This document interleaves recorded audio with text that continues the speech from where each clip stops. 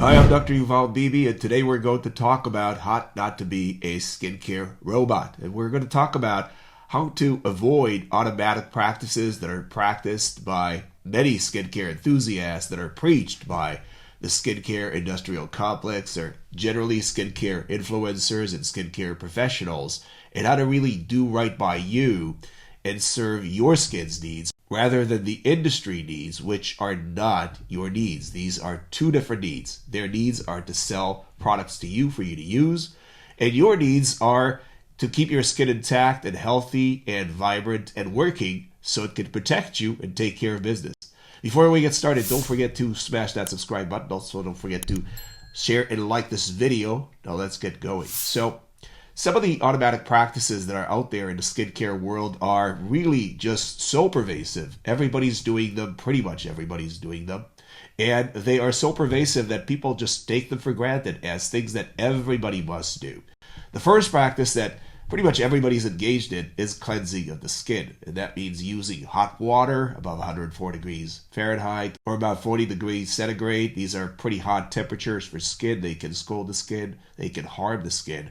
And then there is the use, very pervasive use, of detergents, meaning cleansers, body washes, shower gels, soaps, shampoos, and all sorts of other products that fall between the cracks of all these different product categories that I mentioned. But those products are actually not necessary for the most part. They really don't accomplish a whole lot. And most people are left stunned by the statement. They think they're getting some real traction, some real benefit by using these products. But think about it. Let's go back to the beginning. What exactly are you accomplishing by cleansing? And what most people think is that they're getting to get rid of something really dangerous, really harmful that resides, that is on the skin permanently and naturally. And that is just plain wrong. What are they getting rid of? Well, what they're getting rid of are elements of the skin barrier, what forms the protective layer of the skin that allows the skin to stay in business, to continue to serve you, and to continue to keep itself in check and healthy. So some of those ingredients include bacteria and other microbes that are part of the microbiome, which is largely an essential part of the skin that resides on the skin and in the skin, and works with the skin to carry out multiple functions, many of which are not well known to the scientific community. We're just beginning to find out about the importance of the microbiome to skin function and to other organ system functions. So you're just putting pressure on that population by using all sorts of cleansing methods on the skin. And that can be very harmful to skin down the road, sometimes in ways that are very hard to comprehend or evaluate at this point in time. So you're putting pressure on the microbiome by cleansing. You're also stripping away other ingredients of the skin barrier, such as oils, such as proteins, such as keratinocytes that are on their way differentiating away and forming part of the skin barrier as they go through the stages of programmed cell death or apoptosis, and plenty of other ingredients that form this very complex structure that is called the skin barrier, the upper layers of the skin. Now, what are the advantages of cleansing? So, cleansing does have a real role in preventing the spread of infection, but that is particular to washing your hands, and that is particular to the right context, meaning you have to wash your hands after having touched contaminated materials, especially if you're working in the right context, such as healthcare or food, and obviously if you're in the home, if you're handling or serving or helping a sick relative or a sick friend that is carrying a contagious disease, you may benefit by washing your hands after having handled certain things that came in touch or in contact with that person. So you are cutting the risk of spreading contagious disease or infectious disease by washing your hands with lukewarm water and regular soap. But washing your skin from head to toe, that is using shampoo on the scalp, using a cleanser on the face, using soaps, shower gels, or body washes or other forms of cleansers on the skin from head to toe, excluding the hands, that doesn't really have much of a proven benefit to do anything except for, by default, abrade and damage the skin barrier. So cleansing as a categorical practice is done automatically, but actually has very little proven benefit, if any, and by default damages the skin barrier. So don't be a skincare robot cleansing your skin from head to toe. be very focused, intentional in the way you cleanse your skin. So cleansing or washing the hands is perfectly fine in the right context, but you have to be thoughtful about it. You can't just wash your hands automatically every time you pass by a sink. You can't just wash from head to toe categorically just because you want to feel clean, because that does have consequences and that does damage the skin barrier. For those of you with sensitive skin, that could have real world impact right off the bat by making the skin more sensitive, more likely to get irritated. And if you already have an active condition such as eczema or rosacea, or maybe even acne, you can make your condition worse by over-cleansing the skin, meaning stripping elements of the skin barrier that the skin is not ready to let go of, and ending up with a compromised skin barrier. So cleansing as an automatic practice needs to go. Think about it very intentionally and do it right. The second practice that many people are engaged in is exfoliation. Exfoliation categorically is the mechanical stripping of the skin of so-called dead skin cells or keratinocytes, probably other types of cells as well, but keratinocytes are the main type of cell that people are going after when they're exfoliating. And getting rid of skin cells generally is something that the skin does on its own, naturally and continuously throughout the day, 24/7. It's shedding dead skin cells, and exfoliating, as in forcibly going after dead skin cells, is another means of harming the skin barrier with virtually no benefit whatsoever, but by default, mechanical harm to the skin and the skin barrier. So exfoliation categorically is actually a harmful practice that has no place in the business of skincare. Now, this is going to be a little controversial. I'm going to talk about moisturizing. So moisturizing is something that a lot of people do automatically, meaning they just moisturize whatever they feel needs to be moisturized on a whim or on a hunch. And the other half are not doing anything, meaning they're basically thinking, well, I don't need to moisturize. What's the moisturizing for? Moisturizing refers to the application of a product that's supposed to strengthen the skin barrier, which is somehow compromised. The most effective moisturizers are occlusives, which are compounds or products that seal in the skin barrier, that form a protective layer over the skin barrier, usually when it's compromised or dry, and that allows the skin barrier to recover underneath that occlusive layer, that protective layer, and rebuild its own infrastructure, rebuild its own compounds that help form the skin barrier and recover that way. Well, moisturizing needs to be done right. Moisturizing needs to be done and applied over sensitive skin, over dry skin, over skin that is about to become sensitive because it's the season, or you're about to do something really abrasive to the skin.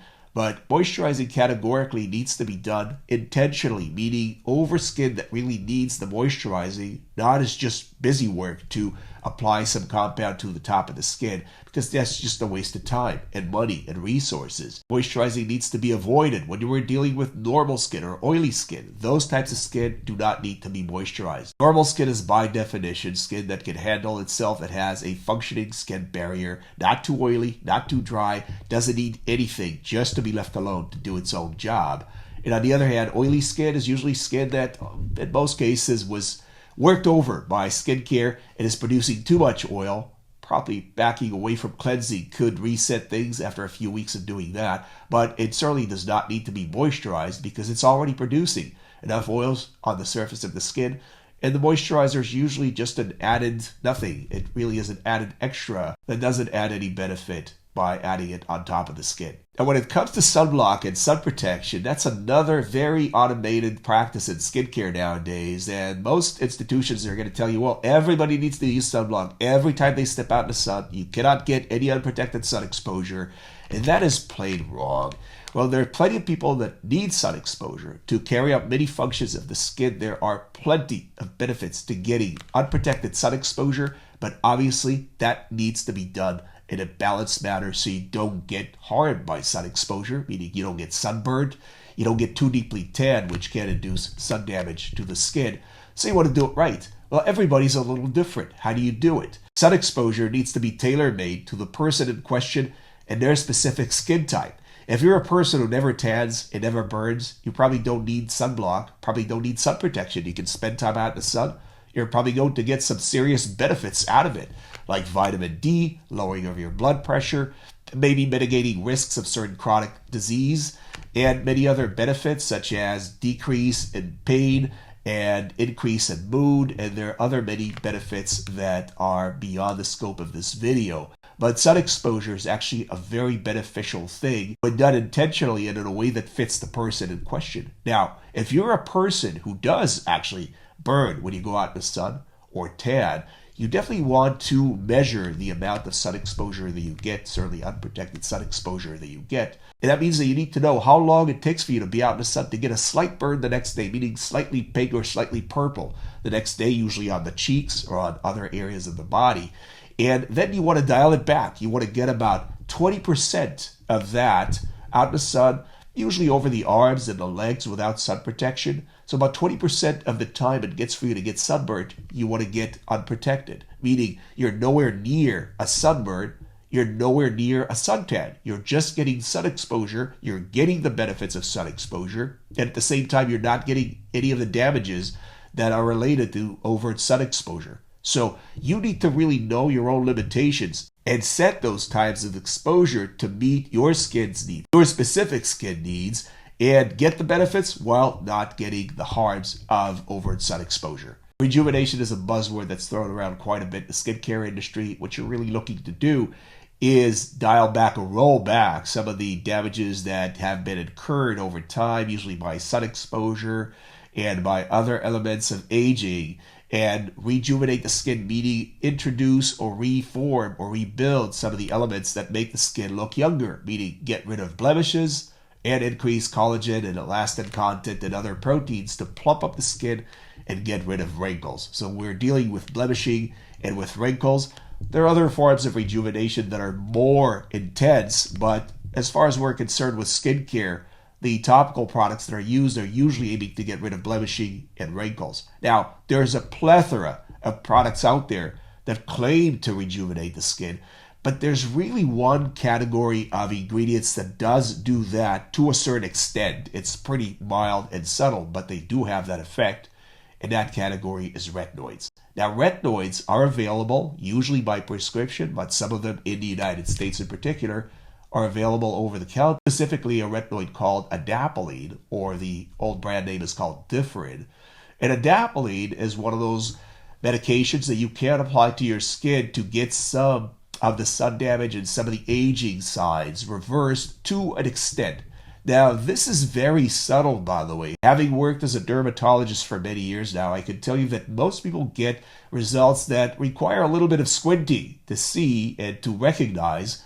But these medications do work. They do actually even out the tone of the skin or the complexion of the skin. So you are getting less blemishing. You're getting to lighten up certain areas that are darker due to sun exposure, and other areas tend to even out and become a little bit more even toned when you apply the medication correctly. Now, the way to apply a retinoid on the face is to apply a pea-sized amount, meaning about this much on the index finger out of the tube, and dab it on 4 corners of the face, meaning the forehead, the cheek, the other cheek, and the chin, and then spread it all over the forehead, the cheek, and the nose, the cheek, and the nose, and then over the chin and the lower cheeks, and then do another pass to even out the application of the product over the entire face so you get an even effect over the entire face and let the medicine do its job. Now, the other advantage of using a pea-sized amount is that you're not going to get as much irritation, and many of you have sensitive skin out there.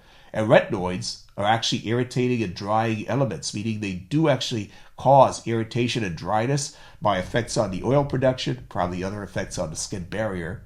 So these products are not without harm, and they can definitely cause some side effects, so you want to be very measured with the way you apply it to the skin and do it right and do it consistently. When it comes to applying other ingredients on the skin like vitamin C or other types of rejuvenating products, those effects are largely imaginary, and I would caution you to stay away from most of these products. Don't waste your time and money on a plethora of products. Use one product in particular if you're interested in that sort of effect. Don't fill your medicine cabinet with nonsense. Get one product and make it work for you so you don't waste your time, don't spin your wheels, and actually get the effects that you want. Now, keep in mind, the retinoids take a while to work their magic. It's about 2 to 3 months until you start seeing real, tangible results. Even then, you are going to squint your eyes a little bit. That's what most people get. But you have to consistently apply the product and you have to stay with it. You have to keep on applying it in perpetuity to retain those results. So there you have it. How not to be a skincare robot. So avoid the excessive cleansing, avoid the exfoliation, avoid ridiculous moisturizing, and do it right and do it judiciously. Also, get the right sun exposure to fit your own skin needs. Don't go by rote and just not get sun exposure, get too much sun exposure. So tailor your sun exposure to your skin needs. And finally, when it comes to rejuvenation, do it right using one product and a focused approach to get the results that you need, albeit they're going to be very subtle. But still, you're going to get results, and you're not going to be spinning your wheels and throwing hundreds, if not thousands of dollars on unnecessary skincare products. If you've enjoyed this video, don't forget to smash that subscribe button. Also, don't forget to share and like this video. For more information about skincare scams, shenanigans, and tomfoolery, and how to really take great care of your skin in the most cost-effective way, pick up my book, Six Skin, Skincare Made Simple on Amazon.com, now available in audio. Thanks for watching. God bless.